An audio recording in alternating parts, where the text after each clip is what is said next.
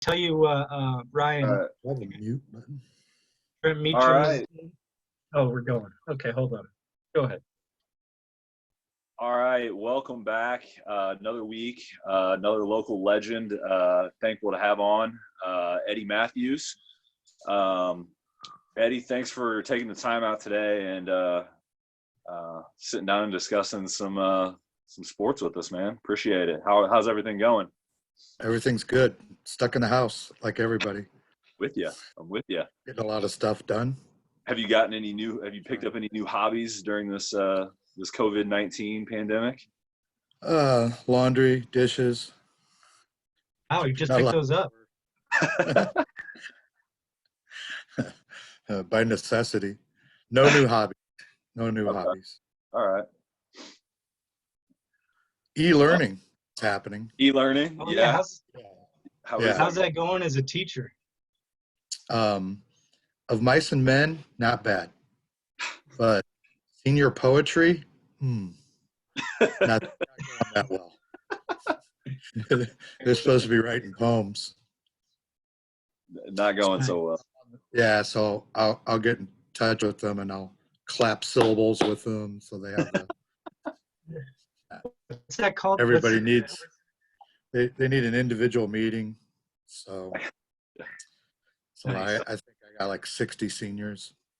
Oh wow. My nephew tried to tell me last night. He said, "Yeah, we're doing all this learning, but this can't hurt our grade." They already told us that. I go, "I'm pretty sure if you're not doing this, it's going to hurt your grade." Yeah. No, he's right. Is that right? Yeah. So they go to the beginning of this, whatever your grade was at the beginning of all this, it can't get worse. So if you start well and you're at and you're good with that, you're not going to get hurt. Your ending grade would be AB. Man. 8 mandated. Wow. Living the dream, these kids. Kind of. But some people didn't start out well.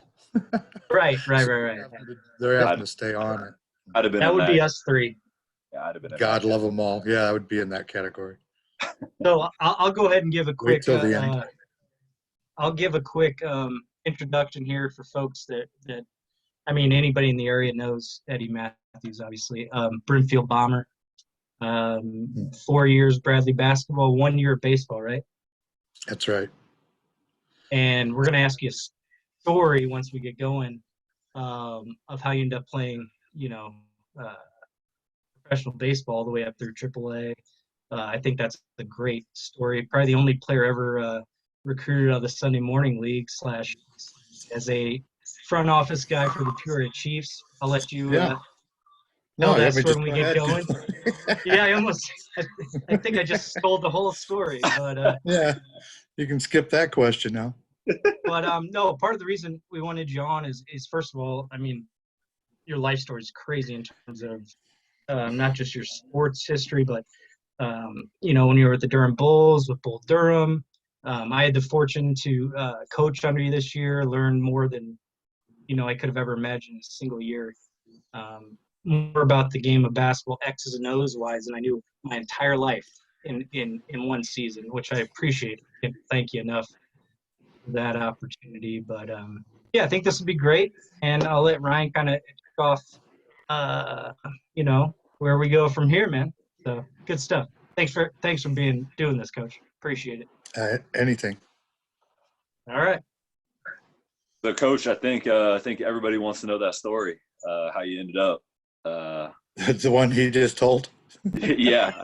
If you go into some detail on that. After basketball was done at Bradley, I was looking around for a job and used to run into Rocky Vanaken quite a bit. And he said Where? that the hitching post. Yeah. And so I went and saw his dad, and they had a position for the assistant general manager for the Chiefs open. So I interviewed for it, got the job, worked that first year. Joe Madden was the manager. They're the Angels. And Joe Madden, like Cubs Joe Madden, right? World Series champion Not- Joe Madden. yeah, that guy. He's not with Cubs anymore, though. Right. Who's he with now? Anaheim. He's with Angels. Anaheim. No, he's back with the Angels. yeah. Okay. So yeah, they're the Angels that year. So anyway, I used to go out and hit with the pitchers right after lunch. 'Cause they'd be short, and I was getting in shape with for the Sunday morning league. And so my first outing or so in the Sunday morning league, one of the games was at Mine Field, and Rod Thompson, the ticket manager for the Chiefs, was there, and he was watching me throw, and I was throwing hard, and so he brought the gun out that we had, and he clocked me like 90-91 in the Sunday morning league game. So Madden asked if I would come and throw for him, and they brought in their general manager at the time. I don't remember his name. Flew in. They watched me throw, and he said, "Walk with me." And he walked me into Pete's office, and he said, "Pete, I don't think you've ever been asked this before." And Oh, Lose him? we lost him. We lost him. It was going well. It was. Eddie, you hear us? Computer probably died or something. Something. you there? Yeah. Yeah, your video's not back yet, but we can. Yeah, and your audio. Oh, okay. I paused through that whole thing. Is that why you're? Yeah. Well, it went Yeah, off. we may be able to edit that, but I doubt it with our capabilities. All right. So anyway, he asked Pete if they could sign me, and then, Pete called me in later on. And he said, "I don't want to hold you up. I'll let you go, and I'll get you replaced." And the Angels said they'd sign me for the next spring training. I think they worked a deal. Next time I threw, I had about 5 scouts there. One of them was Atlanta, and so I signed with Atlanta out of the Sunday morning league, Glen Oak Park, on a picnic bench. That's amazing. Yeah. No fences at Glen Oak. No fences. None needed that day. That's good. That's good. I love it. Trying to think. So go ahead. Stonebach was the coach, Illinois Furniture. Okay. I love it. Yeah. And he said, "I'm catching this game." So Stoney got the plate and caught me. And he was, so He had to be he was 45. I don't know. He had a hard time standing up and throwing the ball back. I remember that. his Called a kid great is game. his kid is at East Peoria Central as a coach. Great kid, man. Just all the right reasons. Obviously Apple didn't fall far there, but so Yeah. let's go kind of back. So your dad was a high school basketball coach. Yeah. Many years. And many years, and a lot of programs in the area. Obviously, you got your kind of passion for being around the game, and He started at Woodruff. So he went, before that, he's got a ring. He was with one of the national championship teams, NIT, NCAA. He's got an NCAA second place ring. And at Bradley. Yep. And Wow. then Okay.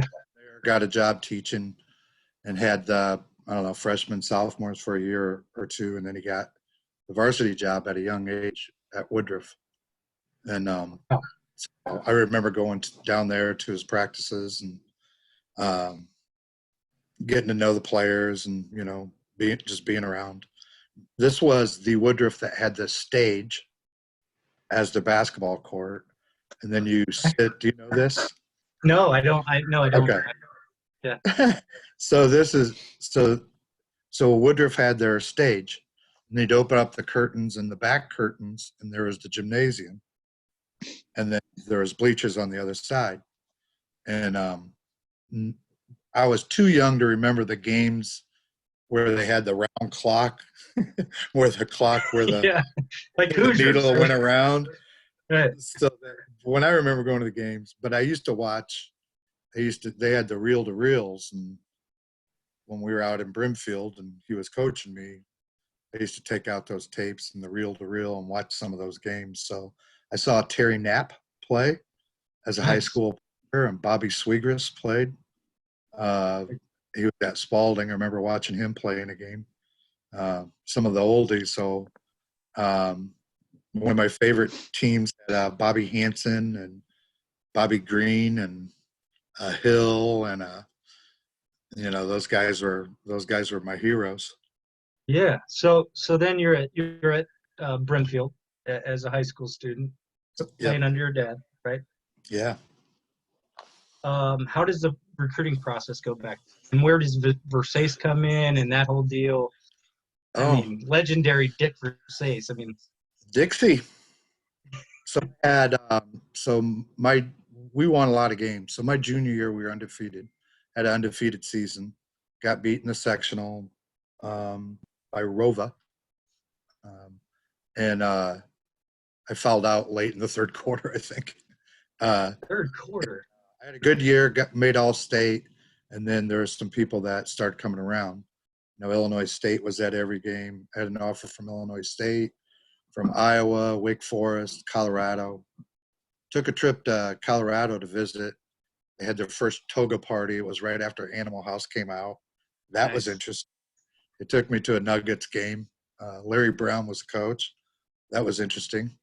Yeah, so it was kind of narrowed it down, wanted to stay around the area.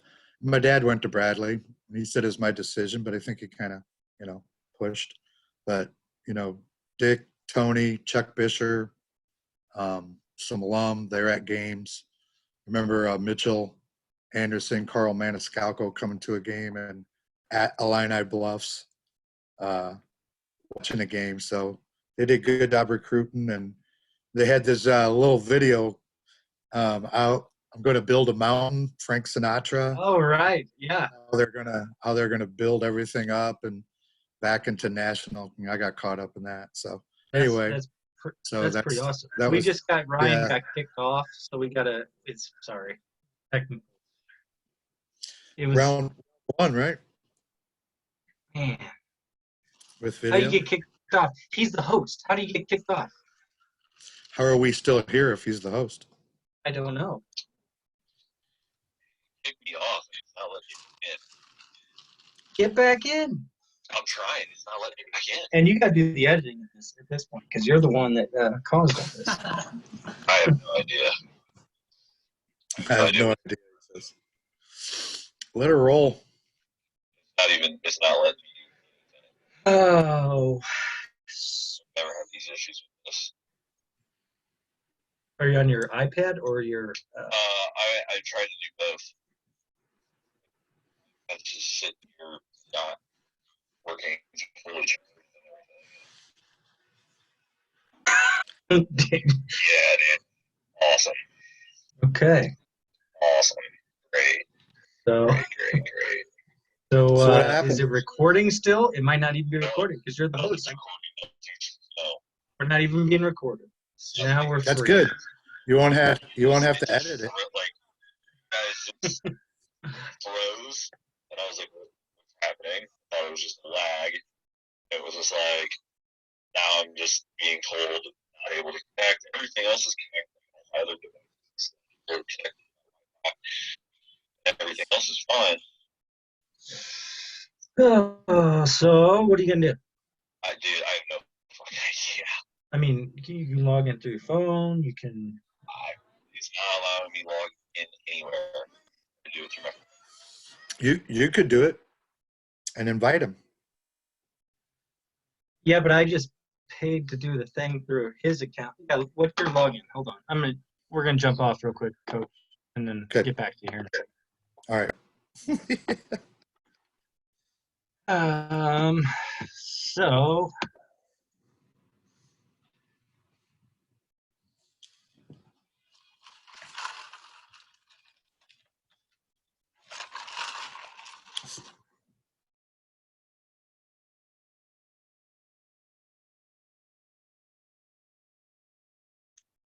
right, my phone's allowing me to go now. Hold on.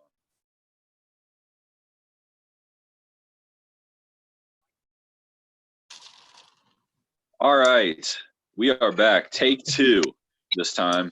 Take A little two. technical difficulties, but we're here today with local legend, Coach Eddie Mathews. Coach, thanks for taking the time today. Hey, Ryan. How's everything going?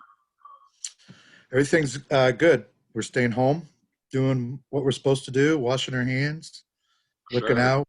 We had a virtual Easter yesterday with my brothers, sisters, Awesome. nieces, nephews. Yeah, we had 15, 16 on a Zoom. My sister ran it. She's an educator, administrator. So she would let only one person talk at a time, and she muted everyone. After she let us go, it got a lot better. We could use her. We could I use learned how her. to unmute myself Definitely. Oh man, that's because funny. the side comments are the best when you're with Oh family. yeah. Oh, absolutely, absolutely. So it's all good. Well, Yeah. Coach, your career around the area is legendary. You are, if who's ever who's listening, if you haven't had a chance to have a conversation with you, it is an absolute pleasure to. Anytime that I've ever run into you, talk to you, I always feel like I learn something every single time that I'm with you. Chase obviously coached with you this year. And he had nothing but great things to say about that experience. So kind of started off, Coach, you grew up in Brimfield. Kind of talk about growing up in a small town and kind of how you took to basketball and baseball.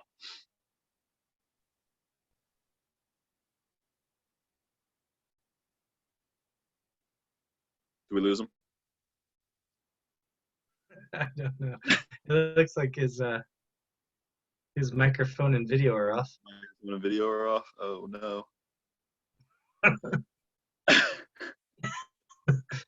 I mean, this has been on us most of the time. Yeah. So I feel bad that now when we're redoing it, I know. he might have just gotten sick of it. I don't blame you. I don't blame you.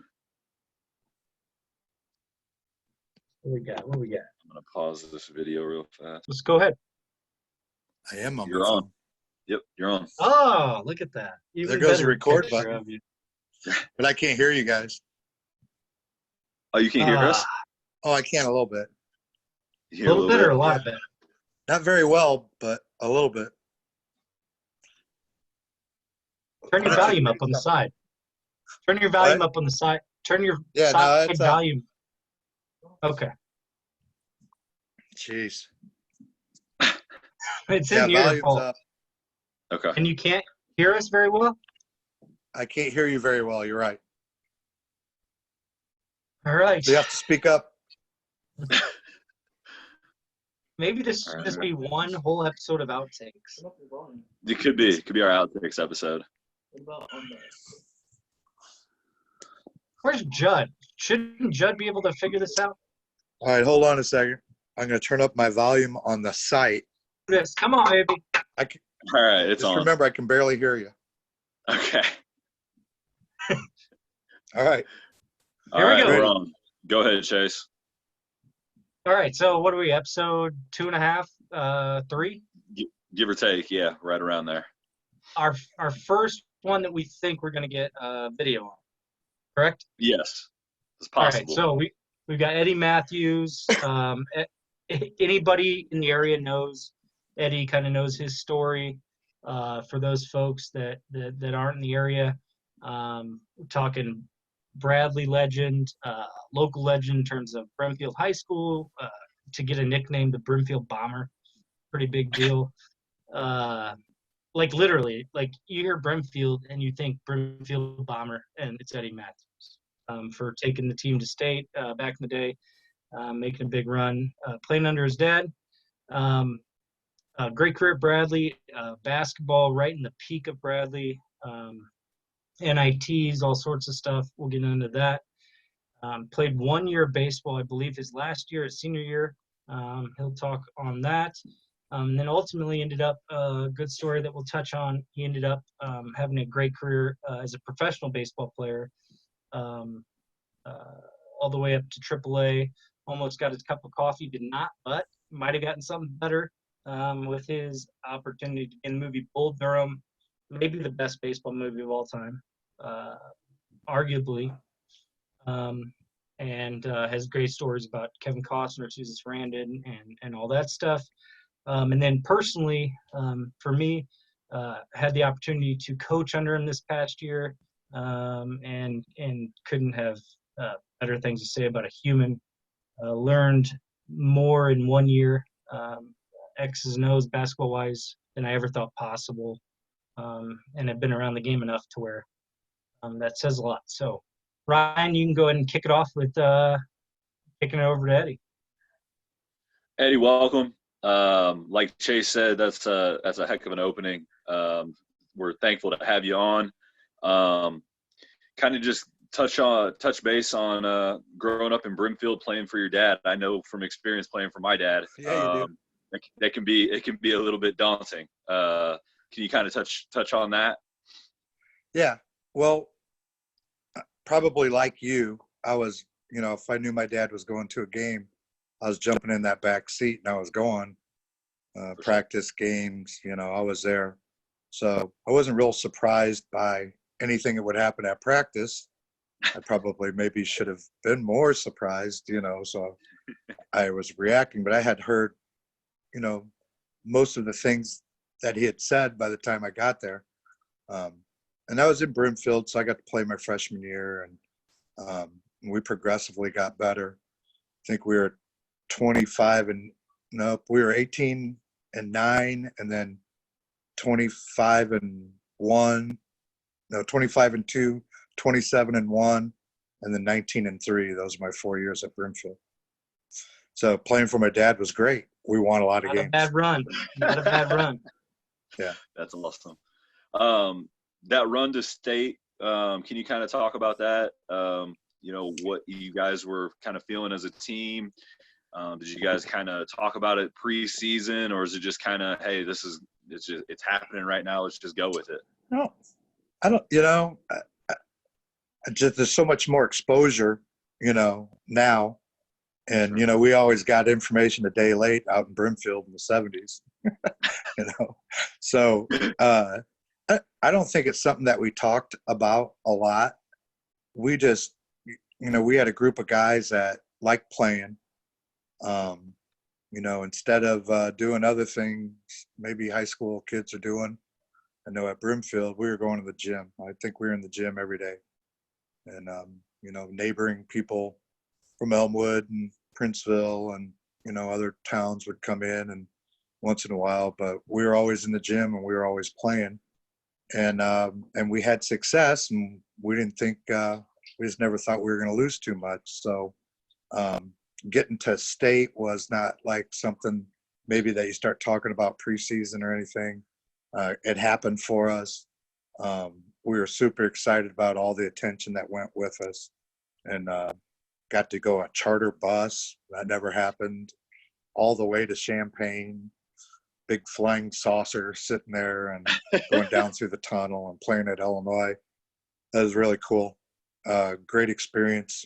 Remember on the floor having a little bounce to it, but it didn't go well once we got there. So didn't go well. Talk on that real quick. So you're at Brimfield. You're obviously one of the best players in the area, if not the state. Obviously, and Ryan, kind of similar situation. Smaller school, got to put a little chip on your shoulder. What did you do? Did you go play games in the area? How did you interact with Peoria kids, for instance? So what I think you said was, sorry, you can't hear. Did I go play in Peoria and stuff like the prior to that? Yeah. So I kind of got my recruiting process picked up after my junior year, and I really wasn't very aware of, that there was going to be a recruiting process. I think I was in Galesburg one time, and a guy came up to me when I was coaching and said, hey, you remember when Lute Olson came to your gym? He says, I'm the one that picked him up and brought him to Brimfield. So we had, I got offers from Iowa, Illinois State, Colorado, Wake Forest, Bradley, and Xavier, Illinois right? got in late. I saw Sweet Lou got Xavier in there late. Xavier, when I was doing research, I saw Xavier was one of your schools. No, Say that Nope. again. Xavier. Xavier? Yeah. No. That's My what dad, I found. my I found that my on the dad internet. went to Bradley.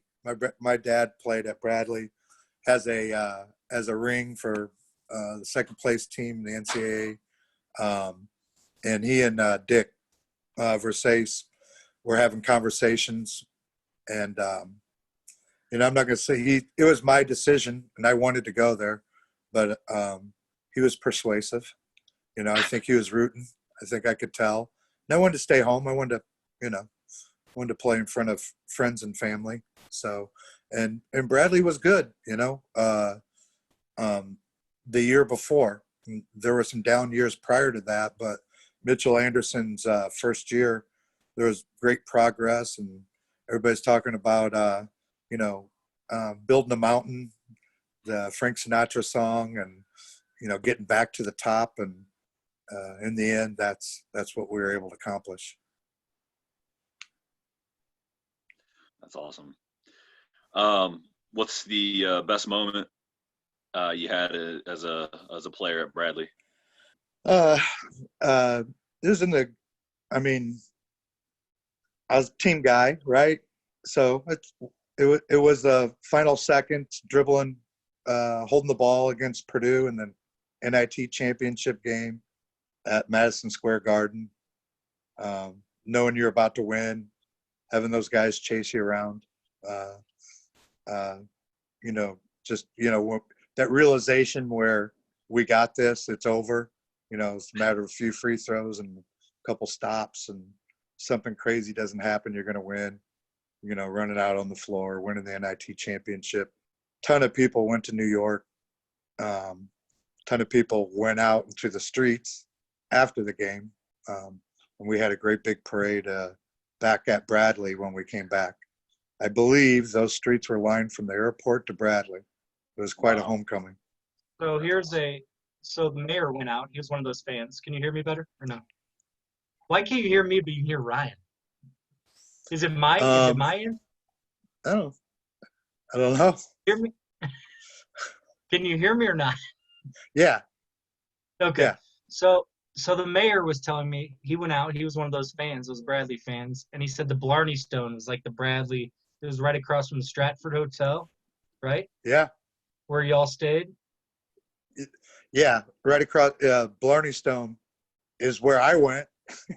I didn't know the mayor was there. Yeah, and he I know said I was there. he answers the phone at the Blarney Stone during your guys' NIT. Oh, and he answers at Bradley headquarters. He answers back in the day, they got the bar phone. Yeah. And Bradley headquarters, and it's the Peoria Journal-Star. And I think he hands it to David Thirdkill. Would he have been on the team at that time? Yeah, he would have been on the team. And yeah. Just a kind of a weird, worlds collide. But, man, it's an interesting deal. And the following that the team had then, I think they still do, but it was different then, right? Talk about that if you can. What was different? I'm sorry. I think the following, like Bradley basketball was huge in Peoria. Yeah. Like it was. Yeah, it was the following thing. was great. Well, we had 3 channels, right? That's crazy. And back in the day when there was only 3 channels to watch on TV, and channel 47 carried all the Bradley games, and then 25 started carrying all the Bradley games. So there wasn't that much to watch, but all of our games were televised. So if they weren't there at the field house, during my first 3 years, and that was 82, my junior year, then we had a large following on television. So so it was especially, and Bradley hadn't won in a while. Had been a while since there was national prominence, and I think we were in the top 20. I don't think we got in the top 10. but we got in the top 20 in the nation in the polls, and so there was a lot of attention. I know our championship game with Tulsa that year at the field house, they had Paul Pressey, and Al McGuire was doing the color. I'm not sure, can't remember who was doing the play-by-play, but Sports Illustrated was there. You know, it was a big deal. It was a national televised game, and we won. So Awesome. clinched the Valley. Awesome. I'll Big kick to following. Ryan since you can't. Long Since answer. you Yeah, can't it's a hear big me. following. Ryan. Yeah. Oh, that's great. Eddie, kind of talk about, you know, getting done playing basketball at Bradley, and then playing the 1 year baseball. What kind of prompted you to play baseball that year? And then kind of how that kind of took off into playing, you know, post-college. Yeah, Dewey Calmer was baseball coach. He had been asking me if I would play because, you know, it wouldn't cost him any money. And last time Dewey let go of a nickel was to get a better grip. So I could play for free. But he asked me, you know, each year, and I kind of felt obligated to, you know, continue to try to get better in basketball while I was on a basketball scholarship. But when I was all done my senior year, I said, yeah, I'd go out. And so Mike Dunn was the stud on the team. He was a junior, just played for the Olympics. Good friend. And so I went and I made in this rotation. We had 5 starters. I was the 5th starter. Set a record, most wild pitches. Won 3 games, lost 2 at Bradley. And then he wanted, I guess I could have come back. He said he'd pay for my books, but it was time to start making some money and moving Thanks. on. So Thanks, Dewey. thanks, Stu, for those books. Yeah. Books. Yeah. But so that's when I went and, you know, after looking around and seeing what was available, finally got a position with the Peoria Chiefs as their assistant general manager. So I got to work with one of my all-time favorite people ever, Pete Vanaken. Man, he was a beauty. And so day to day with Pete Vanaken and all the people he knew and his stories. And you remember the early years with the Chiefs. Pete got thrown out as the owner of 2 or 3 games. He had the Oregon players play 3 blind mice, and the umpires turned around, threw him out. Was he? He threw chairs. Was he always? Yeah, he was got he his name out always- there. Was he always like? So I only knew him like in his older years, but like as a human, was he always like that good of a guy? He's one of the best humans I ever met. I mean, Cool. he was uncanny with his ability to remember people's names. Somebody would walk up and, Cheryl, how's Tom and the kids? And Oh man. remember that time? And I mean, his memory was unbelievable. And he was such you know, always in good spirits and liked to laugh and great sense of humor and storyteller. And, you know, one of those storytellers that he'd start laughing at his own story halfway through and barely get through. And it made it even more entertaining when he was telling it. But so I got to work a year with him, and I was working out with a team. They were the Angels that first year, and Joe Madden was the manager. And once in a while, I'd go out and hit with the pitchers if they needed somebody. And so I started getting in shape. Les Shapiro was the Channel 25 news anchor, and he was getting married, and he wanted to come. He used to come at lunch, and he needed somebody to throw with. So during my lunch breaks, I'd throw with Les Shapiro and hit with the guys. And then, you know, you were there all night, you know, with the game starting. So, you know, they were long days. So, but anyway, I got in shape, played in the Sunday morning league, and one of our games was at Mining Field, and Rod Thompson, the ticket manager, got the gun out, thought I was throwing hard, and I was throwing 90-91, and word got back to Madden. Madden had me come for a tryout, and personal tryout. Had to clock out, go try out, and then he wanted to sign me, and he walked in, and he told Pete that he wanted to sign me, and then they had further discussion. They decided they'd sign me, have me come to the next spring training, this was in early July. So next time I threw at a Sunday morning league, there was like 5 scouts there, and Atlanta Braves was one of them. And I signed with the Braves after that Sunday morning league game at Glen Oak Park on a picnic table. They should have a plaque on that picnic table. What's that? Right. They need to get a plaque on that picnic table. Yeah. So Yeah. that's the most scouts since. He was the scout that signed me. That's the most scouts that have been at a Sunday morning league game since Josh Caruso has been pitching. Caruso gets that many scouts every game. Can you hear me, Eddie? You remember? Why can't you hear me? But remember Guy Hoffman. Remember Guy Hoffman? You know that name? Yeah. Yeah. Guy Hoffman signed out of the Sunday morning, maybe 2-3 years earlier before that. Oh wow. That's awesome. Spent a short. We had different routes. He spent a short amount of time in the minor leagues, and then having a pretty decent big league career. Mine was a little different. Can you kind of talk about that journey through the minors? Any interesting? Yeah. Fun there.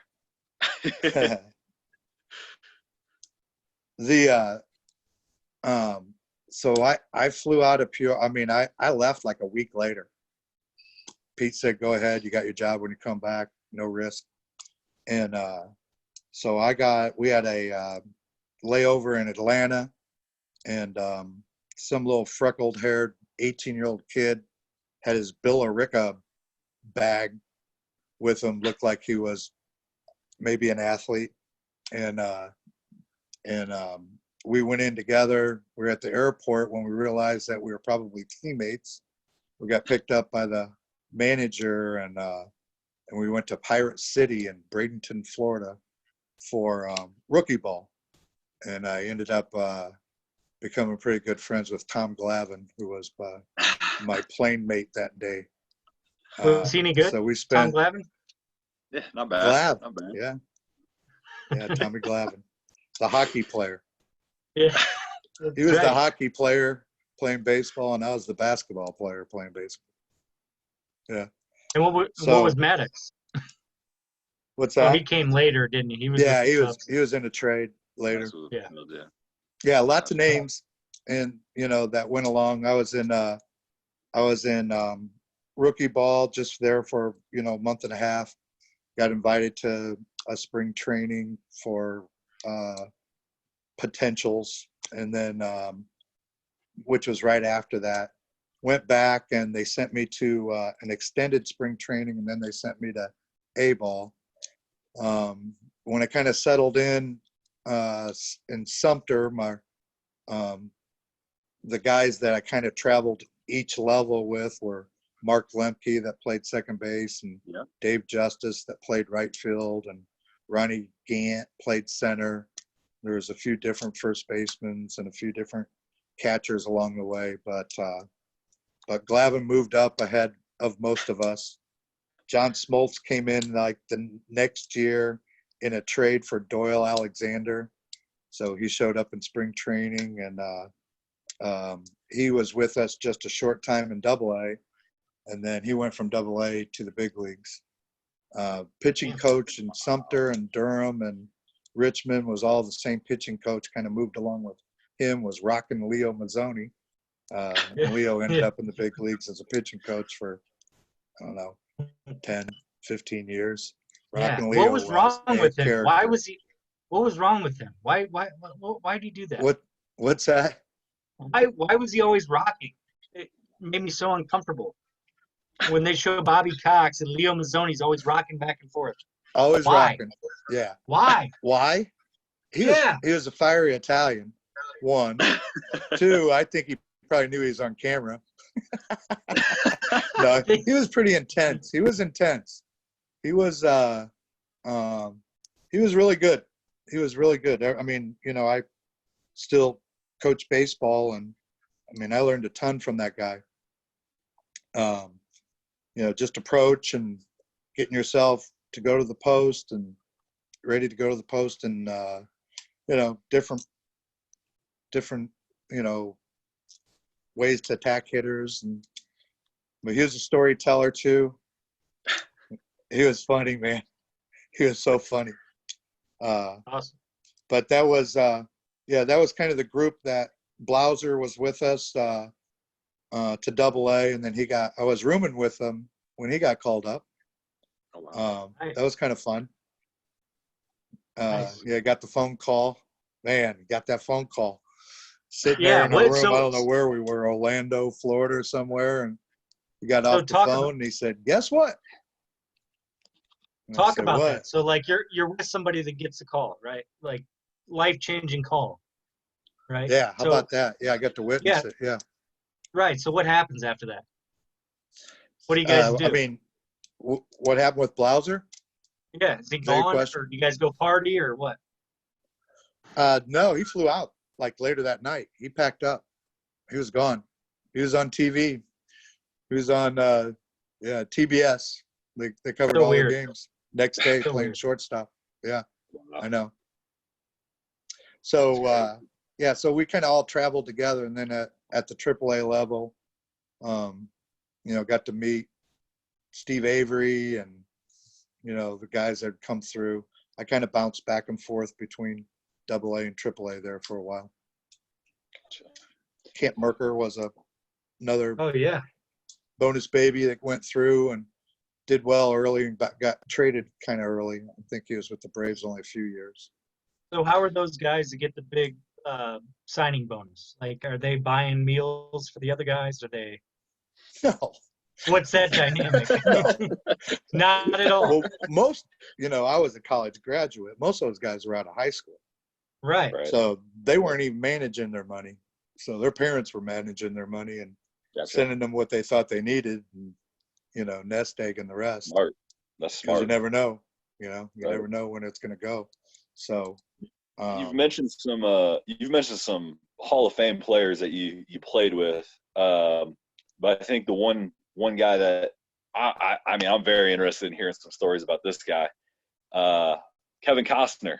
You were in Bull Durham with Kevin Costner, and I mean, just to kind of tell us about that experience, because talk about a movie standing the test of time. I got, you know, some of my players at Pure Notre Dame even said that they just watched it for the first time ever, you know, because it's, you know, you're able to stream it on Netflix now. So we're going Bull Durham now. Going Bull Is that what Durham. we're going straight Bull Durham. We're So going to Bull when Durham. so a lot happened in Durham. One was I pitched really well there. I was leading the Carolina League as a starter, and when I got called up to Greenville about midway through May, I pitched one game and they made me the closer. I'm like, is that a demotion? I'm like, no, this is good. Like, oh, okay. But so you know how Ryan, you go to cities, and cities, I know that I could mention a city and you'll say you like or dislike it according to how you played there, right? Right. Oh yeah. Yeah. You know what I mean? Right. So I love Durham, you know. I played well there. My manager, Brian Snicker, who is their current manager now, Snit, you know, the old guy that was in the minors for all those years and then now was the coach of the year. So he and his wife had a babysitter. And one day we had this has nothing to do with Bull Durham, by the way. Oh, that's fine. That's all right. But it does have some significance in my life. They had a babysitter, and they said, "Hey, we want you to invite our babysitter to the spaghetti dinner that they're having for the team." And I was like, "Okay." And we'll bring her to the game, and they brought her to the game, and it was beautiful girl, little Southern accent. Met her, I didn't know what to say. I was, I was meeting my managers. Maybe they were going to probably say what happened, and super polite. And then, later on, I ran into her, and then was able to talk to her, probably more freely and all that. So anyway, we've been married for 30 years. We have 6 boys. Fantastic. But I married Snit's babysitter. That's hilarious. Are you guys still in touch? You talk to Coach? Say what? Why can't you hear me, but you can hear him? I don't know. Well, maybe because your chin's in your chest when you answer questions. Ow, didn't judge you. Well, how do you? No, well, my volume's bad. I'm sorry. Oh. Do you talk to Snicker at all?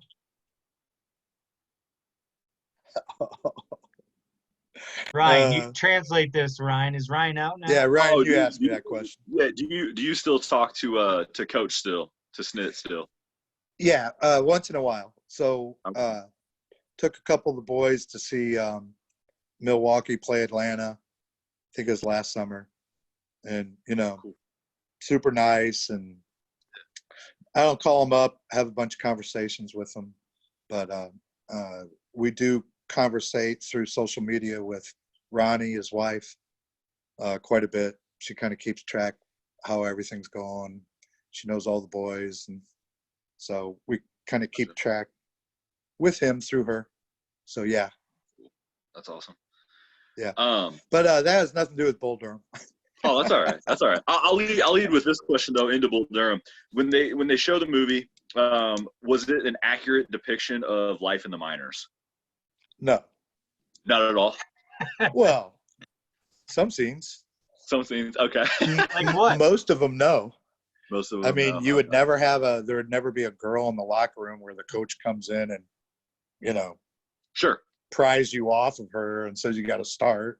That would never happen. And, we don't find a lot of pitchers in the minor league system that would hit the mascot in the head in a pitch. And, Right.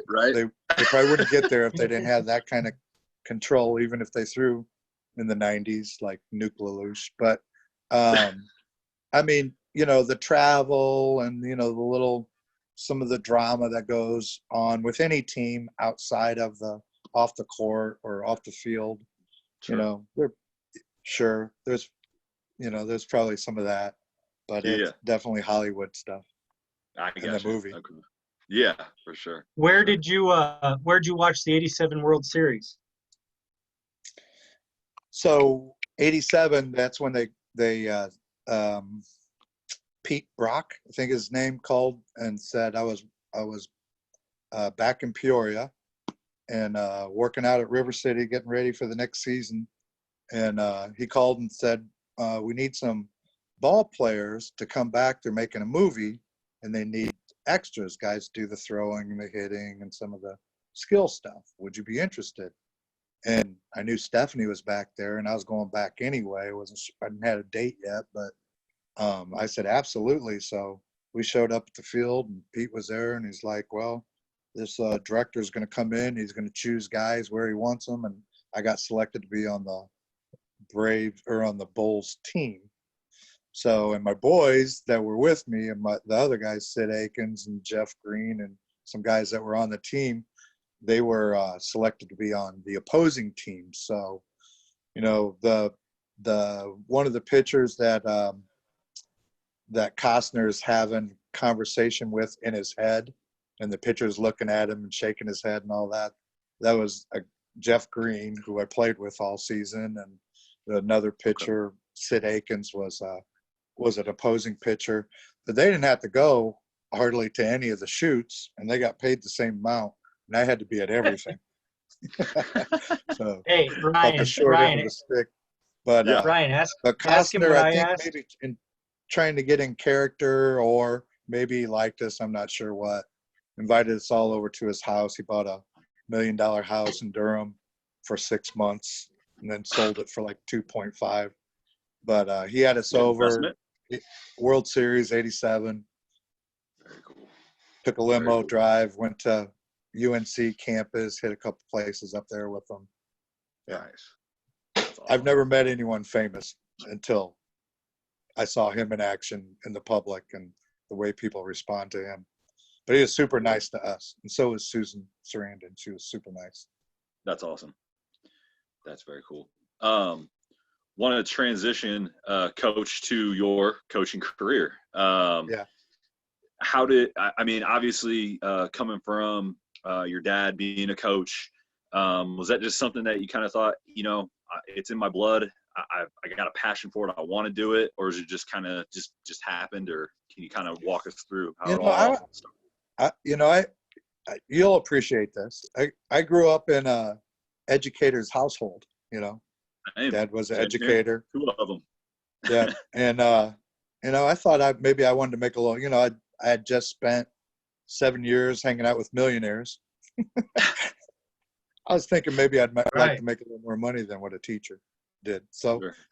when I first got back, I got, you know, into a couple businesses, Big Apple Bagel and Lester's Donuts. I got into both those, trying to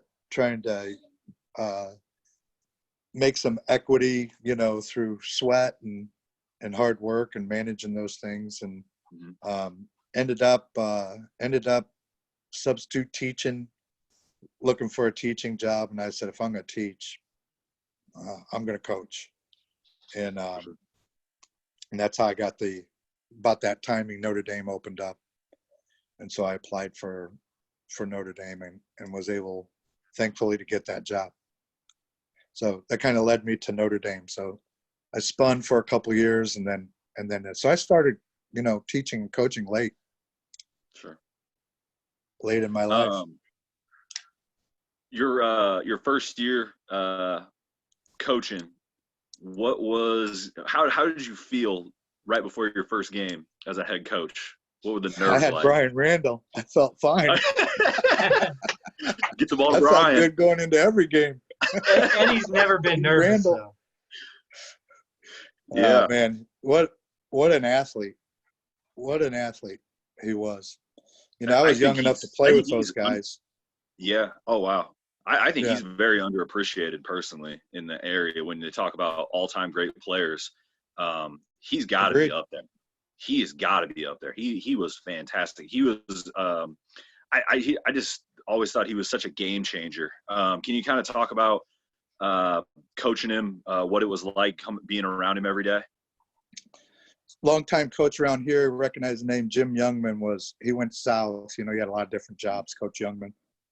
He went south one year, and they had a shootout, and he called me up and you want to bring your team to the shootout. And I was like, yeah, that'd be great, you know? So we took our team down there. At halftime, Randall had a double-double. At halftime. Man. Jim had decided that he was going to play us, and he was a little down. But you know, Brian, you know that story, and we were playing U High. Actually, we went up to the kitchen to play. We had been playing at Spalding Gym, and continued to play there for a few years after he left. But we wanted to play one game up at the campus, and so we played U High. Cal, their legendary coach. Yeah. So they were face guarding him as the end of the game, and we had the ball, and there's a little 6'2" skinny guard from U High guarding him, and we were around a minute and a half, 2 minutes, but you know, Brian, get the ball in your hands. And he ran over during a free throw, and he says, Coach, I can't get the ball. They're denying me. And I said, who's denying you? And he turned around, he pointed to number 11, and I looked at him, and I said, that guy's preventing you from getting the ball? And he was like, oh, okay, all right, okay. I see, I get you. Right. Yeah. We got the ball after that. So yeah, right. He is just really super humble. He didn't ever want to be perceived as being that talent that we all knew he was. I don't think it was intentional. That's just who he is. I think he's just like that, right? Yeah, it was the kid. That's who he was. Super competitive though. On games on the line. He wanted the ball but all the extra stuff and that type of attention. Yeah, he wasn't that interested. When it came to his recruiting, Mike Bray was an early Notre Dame early in his career. Was at Notre Dame. Called me to talk to me about Brian, and I was teaching my oldest son how to mow the lawn, Will. And he asked me what I was doing. I said, I'm teaching my oldest son how to mow the lawn. He said, I'm going to call you back, Coach. I don't let people off the hook a lot, but I'm going to let you off on that one. And That's great. Self was on the other end at Illinois, and he called me one day and he said, we think you're going to be crucial in Brian's decision on where he's going to go. And we just want you to know where we stand. And so he, gave me his spiel. And so the next day I called Brian in my classroom and I said, this is what happened. And he says, well, my parents and I, we decided last night, we made a decision. And I was like, fantastic. I said, you don't have to tell me, but if you want. So he told me he's going to go to Illinois. And I said, have you called Coach yet? And he was like, I'm not real sure. And I said, just invite Coach to come down to practice today. So say, Coach, any way you can get down to practice, my parents and I want to talk to you. So Coach Self came in right before practice. The Randalls went over. They talked to him, Brian. They all were happy and hugging and excited. And Coach Self walked over and he said, well, he said, that was worth the trip. And I said, yeah. I said, how'd I do? Last night you asked me to help. Today did I do okay? How was that for a performance? Which I had nothing to do with, it was his and his family. But I tried to use it. But coaching him was a joy. Well, not only did you have one Big Ten player that you coached, you happened to have another one a few years later, Max Bielefeld. Yeah. There's a couple there's a couple teams there in between before we got to Max that really kind of laid the foundation before Max got there. And I don't know, one of them early, was Brian Lavin, who's working there now. Brian Lavin went from a B team freshman player to a all conference type player, and then walked on and his team started, getting more wins and losses. And then when Josh Edmond came along, and the class behind him, they actually won a couple conferences before we got to Max's teams. So Max started his sophomore, junior, and then his senior year is the year that we really had a great season. We were 28-0 going into a sectional game that, nobody wants to talk about the 28 wins. They want to talk about the one loss. No, I actually want to talk about the 28 wins. Renaissance. It's hard. I'd say it's hard. And I had friends saying, hey, you need to lose a game. I was like, how you do that? You just you coach through a loss. You don't ever do that. It's against the grain. So absolutely. I always tried to win every game. So for sure. And we did. Yeah. We won every game. Absolutely. What was your guys' record? Your senior year? We were 27-6. Yeah. 27-6. Yeah. We actually just watched. My wife has never seen me play basketball, so she never actually got to see me play. What? Never. She had no idea. So we watched the game. We watched my quarterfinal game against North Lawndale, and her commentary was, I had 30 points in that game and we won. She goes, well, you didn't get a lot of rebounds and you shot a lot of threes. I said, what am I watching with my dad here, or what's going on? So, but yeah, it's fun. I mean, those are just, those are some memories for sure. But with Max, that team was so special because it wasn't just Max. You had some great talent on that team. Blumenshine was a great player. I got to shout out my boy Dave Molinari. He was a great player coming in. I love Dave. He was fun. Just being Loved it around when he that team, earned his scholarship at DePaul. that was I mean, that was a amazing. great moment for me personally. I know it was for him. I love that family, Billy, Dave, Coach, all of them. So, I mean, just seeing him have success was fantastic. But, that team not only was a great team record-wise, accomplishment-wise, but getting to know all those guys now, they were great people. Can you kind of talk about the character of that team, just being around them every day? Whew. So my assistant was Coach Locker, Tom Locker. Yep. And he and I, we talked about, we do what we do. We get the other team in front of us and take a look and try to find some weaknesses and figure out how we should attack them and, the whole scouting thing. And it just seemed like, we were, 10, 11 and 0, and we were playing a certain style, and we knew our guards just were relentless and they were in great shape, and they loved to guard hard. They loved to run and jump, the things that we implemented. There was a few characteristics of things they really enjoyed doing, and when they did it really well. So Lane, we always put on primary ball handler.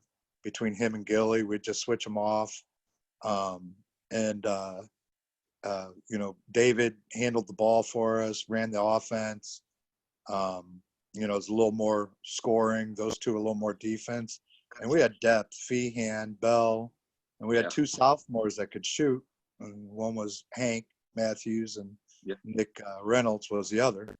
And, both had great careers in their own right as they moved along.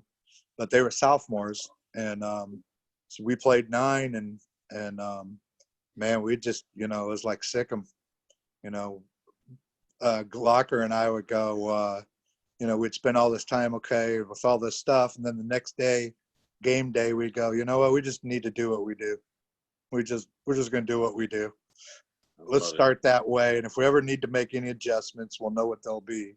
And we never made any adjustments all year. We just had a rotation. Guys knew when they were going in. Everybody supported each other.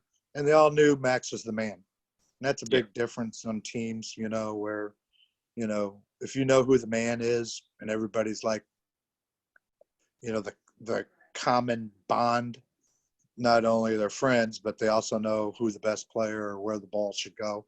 Sure. The guy needs touches, and everybody was in agreement. But that solved a whole lot of problems. So does winning. Absolutely.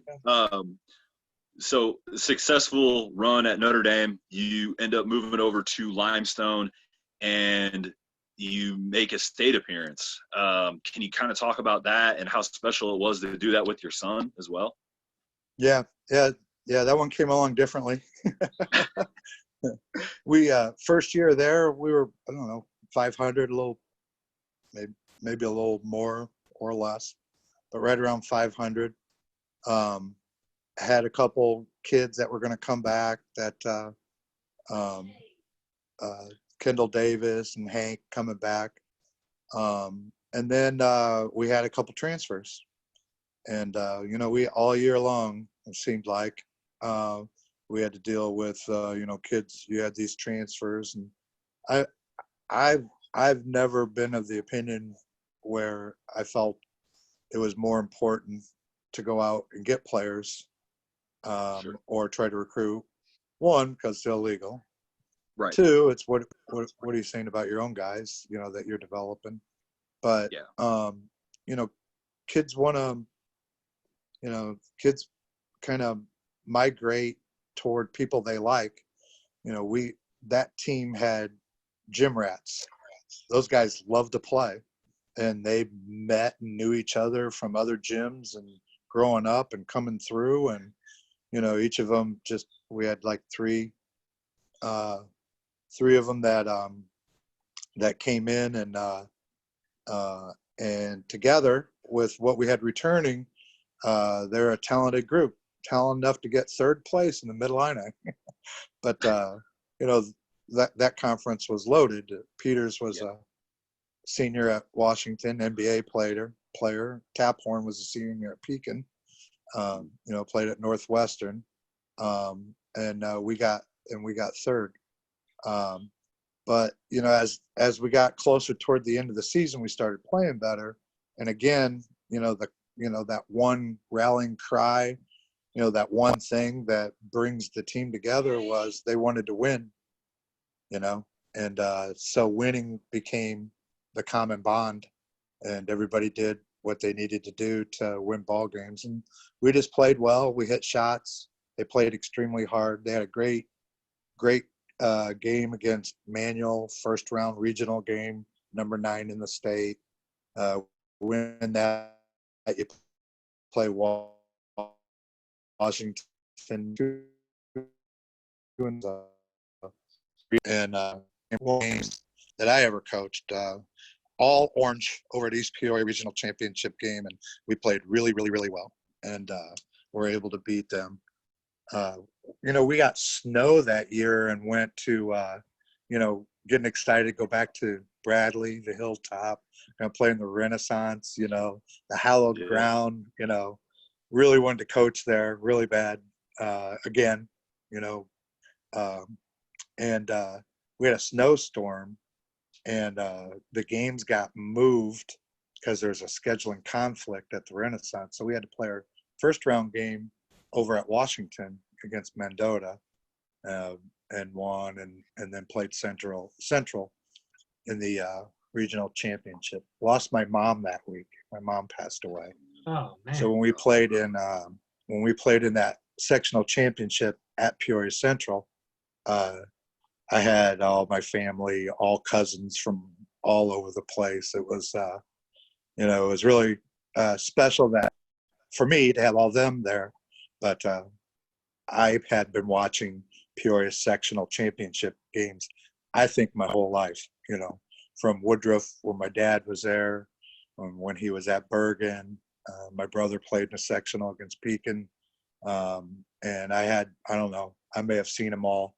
And it was just real special for me to get a team there and play and be a Peoria sectional championship.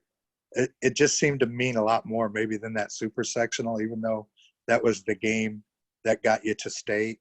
Is winning that Peoria sectional, being a Peorian from around here, super special. Absolutely. On that team, obviously you guys were loaded. I really enjoyed watching you guys play. But the one thing that I really, really drew me to that team was you coached your son. I played for my dad. You got to coach your son at the state tournament. So I was really rooting for you guys hard. Can you kind of talk about that bond that you had with your son that year, and kind of, what that meant to you to coach at state and have your son be an integral part of the team? Yeah. So, I got 6 boys, and all doing very well. But Hank had a different perspective about basketball than, his older brothers. Anyway, one of his older brothers played football, Jake, and Will played a little basketball, but was more interested in school, became a bio major, So, but Hank was in the backseat, going to all the practices, shooting around. I have to tell him to hold the ball, when I was talking, he's that guy. Yeah. And I know that guy real well. you know about that. But he, I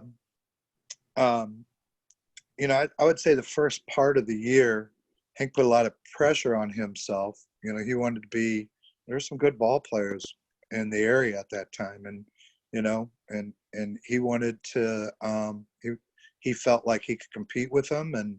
And man, he was driven. He was really driven, especially his senior year. But that first half, it wasn't more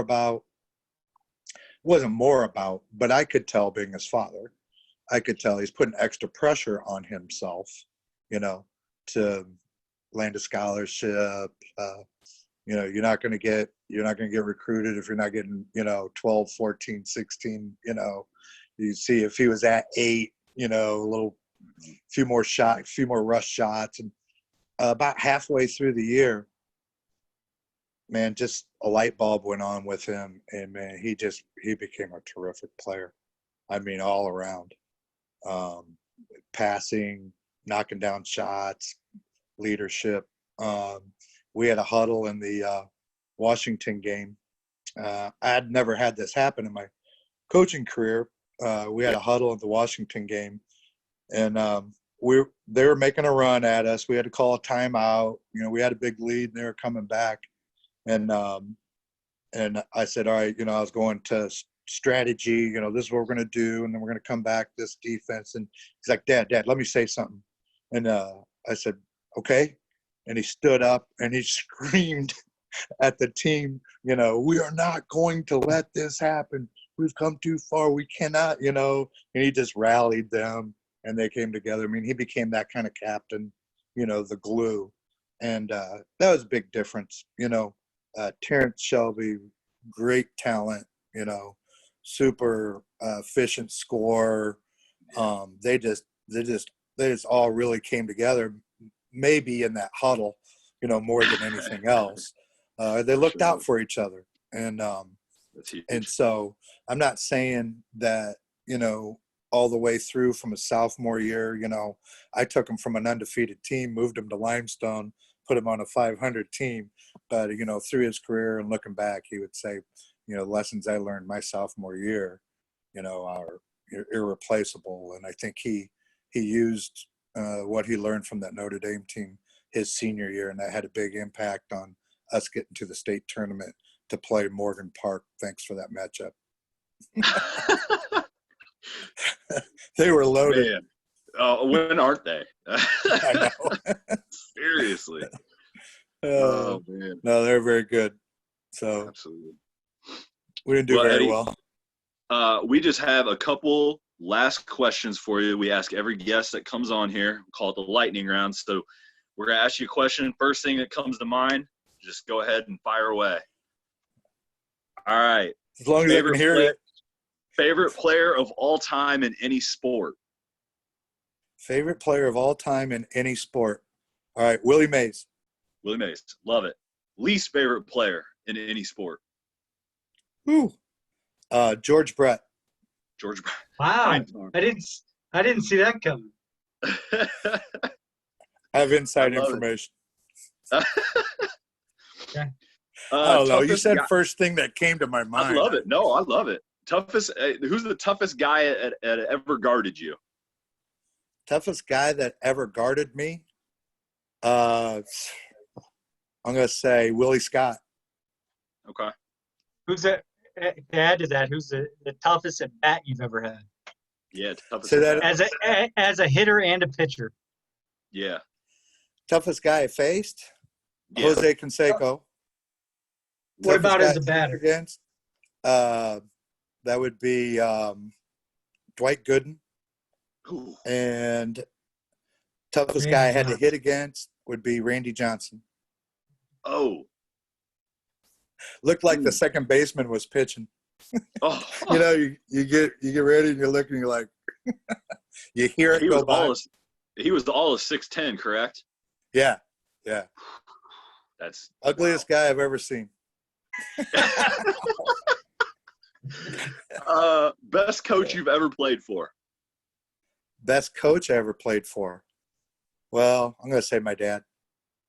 Good answer. Just all things considered. Don Mathews. Yeah. Love it. And the best teammate you ever had at any level? Best teammate I ever had at any level? My lifelong friend, JoJo Hanks from Broomfield. Very cool. Very cool. Yeah. Well, Eddie, thank you so much for doing this, putting up with Glad all the technical difficulties. Yeah, no, we are too. But thanks, Coach. Can't thank you enough, Coach. All right. Continued success with your podcast. Appreciate it. All right. See you, Eddie. Later. Out.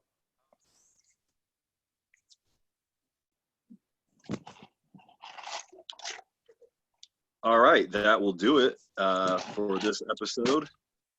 Come on back